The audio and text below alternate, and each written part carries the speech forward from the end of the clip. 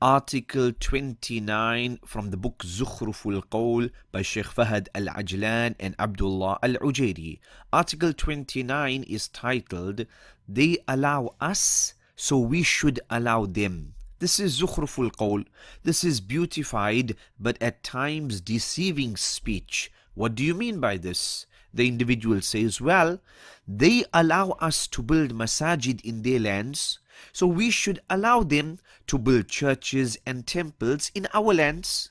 They allow us to do da'wah, and so we should also allow them to do da'wah to Christianity and Hinduism, etc. They greet us during our religious occasions, so we should also greet them during Christmas, etc., etc. So this is the idea. The slogan comes up often.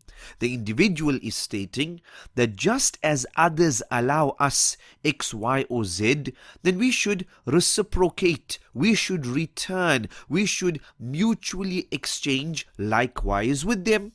On the surface, this makes sense, but as you dig further, you need to understand that each individual group, religion, they have their reference point. Very important. They have their reference point or points which dictate what is right, what is wrong, what is truth, and what is falsehood. This is super important. It can't be that I reciprocate based upon your actions, but in doing so, I go against my reference point, subhanallah. We agree on the principle of doing good and ihsan to others, as they do for us. In fact, we would say, if somebody is bad to you, you still try your level best to be good to them, walhamdulillah. But the reciprocation, it must not be such that it clashes with my values, my culture, my faith, my Quran and my Sunnah. Because then my reference point for good, bad, truth, falsehood will no longer be the Quran and Sunnah and my faith, but now it would be the idea of reciprocity or mutual exchange. We cannot sacrifice our reference point just to achieve reciprocity or mutual exchange. The Muslim submits to his reference point, the Shariah, the Quran and the Sunnah.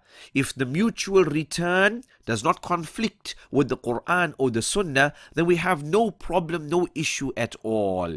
Islam, remember, Islam is a faith that views itself as the truth and all other reference points as falsehood. Very, very important.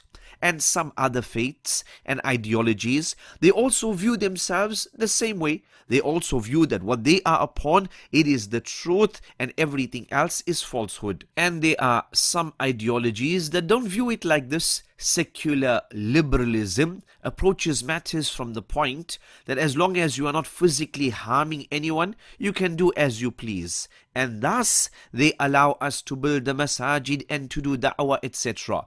Their reference point allows this. Everything to them is subjective. There are multiple truths. You can be a man, you can be a woman, you can choose what you want to be, etc., etc., as long as you are not physically harming anyone else. So they allow us because their reference point allows it.